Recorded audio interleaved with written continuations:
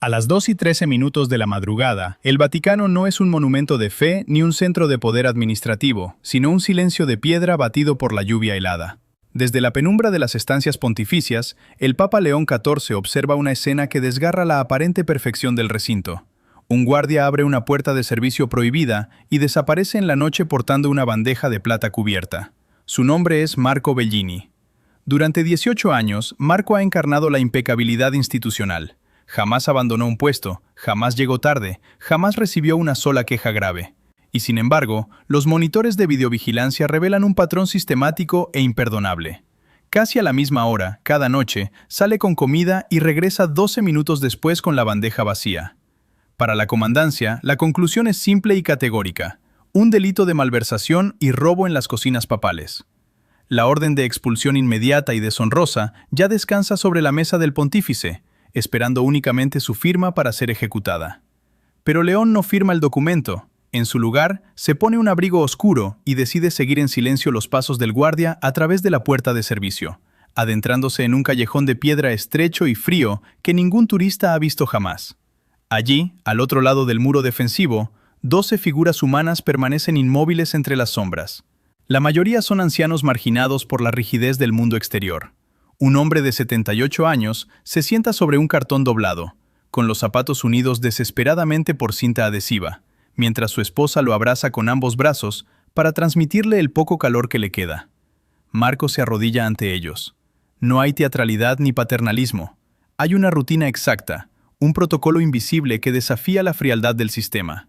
El guardia destapa la bandeja, que contiene sopa caliente, pan suave y fruta, y abre una libreta negra gastada. En esa libreta no hay inventarios de seguridad ni consignas militares. Hay nombres completos, diagnósticos precisos y detalles biográficos que la burocracia ha borrado. Antonio Moretti, diabético que debe comer antes de medicarse. Teresa Moretti, con severos problemas circulatorios. María Álvarez, excosturera y lavandera de las estancias vaticanas que ya no puede masticar pan duro. Petro, con dolores torácicos que rechaza el hospital. Marco no está repartiendo sobras a desconocidos. Conoce cada historia, cada rostro y cada dolor. Sostiene la sopa en las manos temblorosas de Antonio, asegurándose de que la vida resista unos minutos más. Entonces, la radio de guardia rompe el silencio con un chasquido metálico. El capitán Raldi irrumpe en el pasadizo acompañado por 2 oficiales armados, portando en la mano la orden de sanción disciplinaria. La estructura oficial ha alcanzado al individuo. Raldi exige la entrega inmediata del arma y la placa de identificación, acusando a Marco de haber abandonado una posición protegida en 64 ocasiones. La respuesta del guardia es desarmante en su simplicidad. Cada salida duró exactamente 12 minutos, el tiempo justo para impedir que la desesperación destruya a un ser humano. Antes de que Marco pueda entregar su insignia, la cuenca de sopa cae al suelo de piedra. Antonio se desploma contra la pared con el rostro pálido y los ojos extraviados. Su esposa grita de terror. Sin dudar un segundo, Marco cae de rodillas, coloca un trozo de pan suave en la boca del anciano y le exige con voz firme que intente masticar. Mientras el capitán Raldi echa mano a su radio para dar la alarma de emergencia, la figura del Papa León emerge de la oscuridad de la lluvia e interviene directamente. Soliciten de inmediato al equipo médico. Ante la presencia atónita de los oficiales, el pontífice se arrodilla en el barro junto a los ancianos. Mientras los paramédicos son convocados, León observa la placa de Marco tirada en el agua y los papeles de despido en manos de Raldi. Al ser interrogado sobre si la comida fue robada, el guardia revela la verdad definitiva. Fue pagada íntegramente de su propio salario. Había solicitado permiso formal en 2 ocasiones para establecer un punto de ayuda, pero la respuesta oficial del sistema fue inflexible. Alimentar a esas personas solo fomentaría su permanencia junto a los accesos protegidos. El Papa mira a los ancianos tiritando contra el muro y comprende la trágica paradoja. No regresaban por comodidad, sino porque no tenían absolutamente ningún otro lugar a donde ir. La norma había priorizado la seguridad del perímetro sobre la preservación de la vida humana. León no firma la orden de expulsión. En su lugar, recoge del suelo la libreta negra cargada de nombres y observa a través de las rejas los ventanales iluminados del Vaticano. Al día siguiente, está programada una lujosa gala benéfica para 300 invitados de la alta sociedad. El pontífice toma una decisión drástica que sacudirá los cimientos de la institución. Esa cena no se celebrará dentro. Antes del amanecer, Marco será suspendido de su puesto habitual. Antes de la tarde, un elaborado banquete será desmantelado, y antes de la noche más fría del año, las puertas se abrirán como nadie lo esperaba. Pero antes de ejecutar semejante transformación, León debe enfrentar la pregunta fundamental que divide a su propio séquito y al sistema entero. ¿Ha demostrado Marco Bellini una compasión heroica y necesaria, o ha puesto en peligro mortal la seguridad de la misma institución y de las personas que juró proteger? La investigación interna sobre la brecha de seguridad revela de inmediato la profunda fractura entre el rigor formal y la realidad humana. Para el capitán Raldi y la comandancia, la conducta de Marco Bellini representa un patrón peligroso. En su profesión, los patrones no explicados son el preludio del desastre. Sin embargo, Marco no era un insubordinado común. Con 18 años de servicio intachable, conocía exactamente qué peldaños de mármol se volvían resbaladizos con la lluvia, recordaba los nombres de los empleados de mantenimiento y detectaba el pánico en la mirada de un niño perdido antes de que empezara a llorar. Toda su vida profesional la había dedicado a proteger cardenales, diplomáticos y obras de arte invaluables. Pero la lección decisiva sobre el valor de esos 12 minutos no la aprendió dentro de los muros pontificios. Cuando Marco tenía 19 años, su padre sufrió un ataque cardíaco cerca de una estación de tren durante la hora punta. Decenas de transeúntes pasaron de largo, asumiendo que estaba ebrio o que alguien más ya había pedido ayuda. Solo una joven se detuvo. Colocó su abrigo bajo la cabeza del hombre, llamó a una ambulancia y permaneció a su lado hasta que llegó la familia. El padre no sobrevivió, pero no murió solo. Marco nunca supo el nombre de aquella mujer. Durante años, esa incerteza lo atormentó, hasta que su madre, Lucía, le dijo que tal vez no debía saldar esa deuda con ella, sino convertirse en esa misma presencia para alguien más. Esa misma huella lo llevó a prestar atención a Antonio y Teresa Moretti. En pleno enero, acurrucados bajo un saliente de piedra junto al muro del Vaticano, sus pertenencias se reducían a 3 bolsas de plástico, una maleta y 2 mantas. El saldo final de 54 años de matrimonio. Antonio, antiguo mecánico ferroviario, y Teresa, limpiadora de oficinas, cayeron en la indigencia cuando los gastos médicos de un derrame cerebral consumieron sus ahorros y su arrendador les aumentó el alquiler. Los albergues municipales les ofrecían camas, pero en edificios separados por sexo. Antonio se negó rotundamente, declarando que ni la pobreza lograría separar lo que medio siglo había unido. A ellos se sumó María Álvarez, de 71 años, quien trabajó casi 3 décadas en la lavandería del Vaticano, planchando manteles de altar y vestiduras papales. Tras la muerte de su esposo y el desalojo de su cuarto alquilado, María quedó en la calle, luciendo en su abrigo una medalla de servicio vaticana. Al revisar su expediente de auxilio, Marco descubrió un laberinto burocrático de sellos, firmas y notificaciones con la leyenda de periodo de revisión de hasta 90 días. Ningún departamento mentía ni actuaba con malicia intencionada. Sencillamente, el sistema dividía a las personas en expedientes fríos y respuestas estandarizadas que dejaban a una anciana durmiendo frente al edificio que había servido durante 30 años. Cuando el Papa León revisa los informes oficiales a la mañana siguiente, constata cómo la burocracia deshumaniza el dolor, catalogando vidas como varón de 78 años o asistencia pendiente.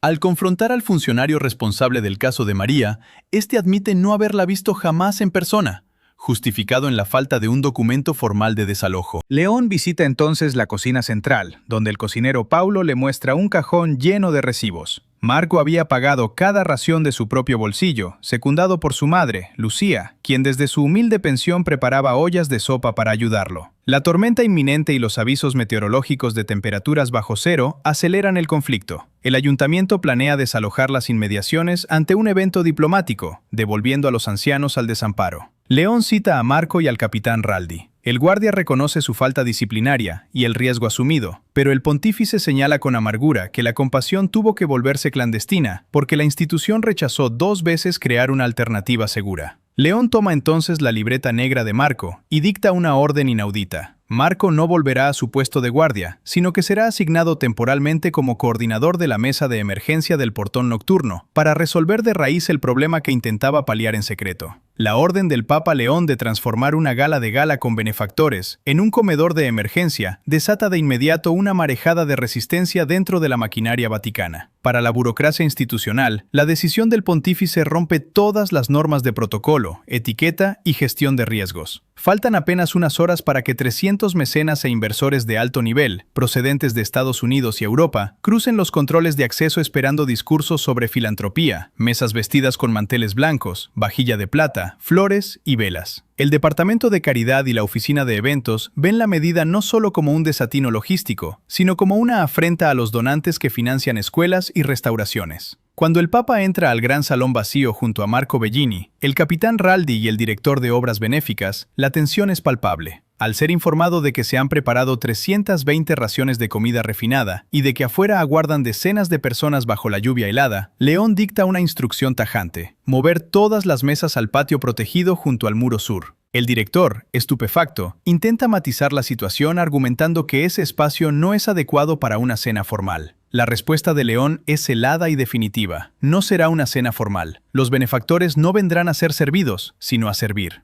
El capitán Raldi interviene desde la perspectiva de la seguridad física. El patio sur presenta 2 vulnerabilidades operativas graves que requieren al menos 2 horas para ser corregidas. León no ignora la advertencia técnica ni busca una provocación vacía. Pregunta con absoluta precisión si el área puede ser asegurada sin tratar a los indigentes como criminales. Ante la confirmación de Raldi, el pontífice aplaza el inicio del banquete. La seguridad no se sacrificará, pero la comodidad tampoco servirá de excusa para postergar la justicia. La resistencia interna intenta manifestarse a través de la logística. La dirección de Caridad sugiere apresurar el reparto para no incomodar la agenda de los invitados y convertir el acto en un gesto simbólico pasajero. Es Marco Bellini quien desmonta la pretensión al formular la pregunta incómoda: ¿quién se quedará a atender a estas personas a partir de mañana? Cuando el director responde con evasivas sobre el reclutamiento futuro de voluntarios, Marco advierte que, sin una estructura permanente, la iniciativa quedará reducida a una mera fotografía propagandística. León respalda la lucidez del guardia suspendido y exige que se elabore un plan de operaciones a 30 días antes de servir el primer plato. El pontífice rechaza de plano la caridad de fachada. Paralelamente, se dispone una carpa médica, trabajadores sociales con expedientes para viviendas de emergencia, una oficina móvil para recuperar documentos de identidad perdidos y la apertura de habitaciones en una residencia eclesiástica cercana. No habrá dormitorios divididos que separen a los matrimonios ancianos. Se garantiza que las parejas permanezcan juntas. Los mecenas comienzan a llegar en trajes de noche y vestidos de gala, desconcertados por el cambio repentino de itinerario y preguntándose si se ha producido una amenaza a la seguridad. En lugar de recibir discursos piadosos en un salón cerrado, son conducidos directamente al patio exterior, donde el Papa León, vistiendo una sotana blanca sencilla, se planta ante ellos. León revela públicamente la falta cometida por Marco, admitiendo que el guardia violó los protocolos de seguridad al abandonar su puesto. Pero de inmediato coloca al sistema frente a su propia culpa. La falta de Marco existió porque las instituciones declararon que los servicios existentes eran suficientes, cuando en realidad dejaban a la gente morir de frío. Con el viento helado golpeando las puertas de bronce y la brecha entre el privilegio y la miseria expuesta de par en par, León mira hacia los cerrojos del portón exterior. La tensión institucional alcanza su punto de ebullición, mientras el pontífice se prepara para ordenar la apertura de los accesos y poner a prueba la verdadera fe de sus distinguidos invitados. Las pesadas puertas de bronce del patio se abren de par en par, dejando entrar la ráfaga de aire helado y a los primeros invitados de la calle. Antonio y Teresa Moretti avanzan con paso vacilante, desorientados ante las hileras de mesas vestidas con elegancia. Antonio, recién dado de alta del puesto médico con medicación estricta en la mano, se detiene en seco al ver los manteles. Le pregunta a Marco en un susurro si realmente tienen permitido sentarse juntos. La respuesta del guardia es inmediata y serena: sí, y no solo por esta noche. Teresa acaricia el borde del mantel con dedos agrietados y pregunta si ese lugar es para gente importante. Marco retira una silla con respeto absoluto y le responde que es para personas que necesitan cenar.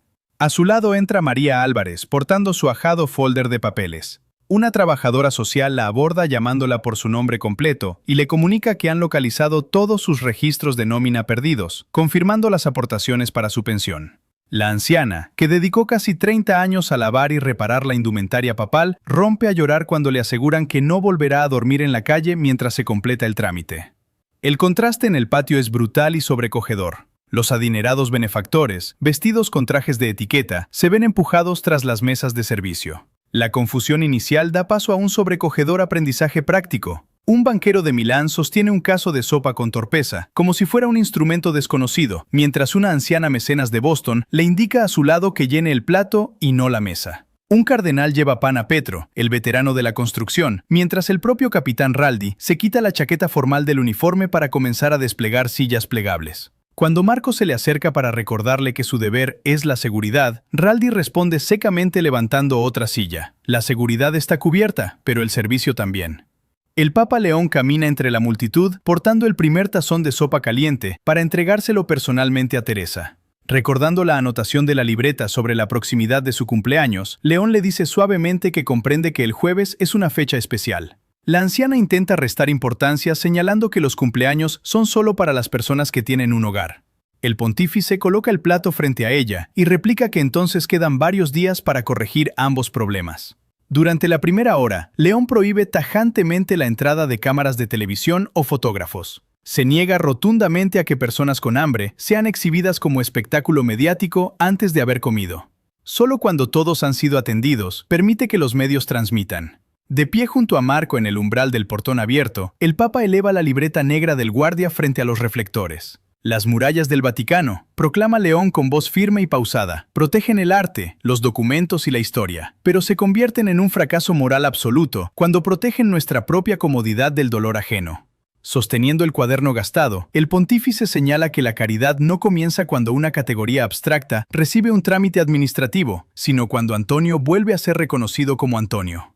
La imagen más poderosa de la noche se produce sin discursos preparatorios. Teresa parte su trozo de pan por la mitad y le ofrece una parte al Papa, recriminándole con ternura que él tampoco ha comido. Cuando León intenta aplazarlo, la anciana le advierte que eso es lo que dice la gente cuando planea olvidar. El Papa mira el pan, acepta el pedazo y lo come junto a ella en medio del patio, sellando una victoria irreversible sobre la frialdad del sistema. Cuando los focos de las cámaras se apagaron y los medios se retiraron, la prueba real apenas comenzaba. El Papa León sabía que un banquete de una noche puede ser tachado de puesta en escena si al día siguiente los portones vuelven a cerrarse. Por eso, a la noche siguiente, sin prensa ni transmisión alguna, las mesas del portón sur se abrieron de nuevo y continuaron abriéndose noche tras noche. La realidad del trabajo diario demostró que la asistencia genuina es compleja y exigente. Antonio y Teresa fueron trasladados a una pequeña habitación de emergencia con 2 camas estrechas que de inmediato juntaron. El caso de pensión de María requirió coordinar 3 oficinas distintas. Petro aceptó alimentos, pero rechazó durante semanas el alojamiento cerrado, y otra anciana huía cada vez que veía a un hombre uniformado, debido a viejos traumas con las autoridades. El pontífice prohibió terminantemente a la oficina de prensa calificar el proyecto como una sucesión de milagros sencillos, recordando a todos que se trataba de trabajo duro. En el ámbito disciplinario, la evaluación final del capitán Raldi concluyó que Marco Bellini había generado una vulnerabilidad real de seguridad, pero también demostró que conservó cada recibo, mantuvo cerrada la puerta de servicio y solicitó permiso oficial en 2 ocasiones. Raldi recomendó una reprensión formal en lugar del despido, reconociendo que él mismo se había equivocado al ver una masa no autorizada donde había seres humanos desamparados. Marco recuperó su placa, dividiendo desde entonces su jornada entre la planificación de seguridad y la operación del portón nocturno. Además, la norma general se reformó. Ningún guardia debía abandonar su puesto en secreto. En su lugar, cada turno dispuso de un canal de emergencia directo con la mesa de ayuda, asegurando que la compasión no dependiera del acto clandestino de un solo hombre, sino de un sistema funcional. 3 días después de la gran cena, Teresa cumplió 76 años. Paulo, el cocinero, preparó un pequeño pastel con una sola vela para evitar activar las alarmas de incendios. Antonio comenzó a cantar antes de tiempo y Teresa, emocionada, confesó que no tenía un pastel desde hacía 12 años. En la libreta negra, Marco tachó la anotación sobre su desamparo en la calle y escribió su nuevo alojamiento temporal junto a Antonio, registrando entre risas las bromas cotidianas de la pareja. María comenzó a colaborar en la reparación de lencería dañada para sentirse útil.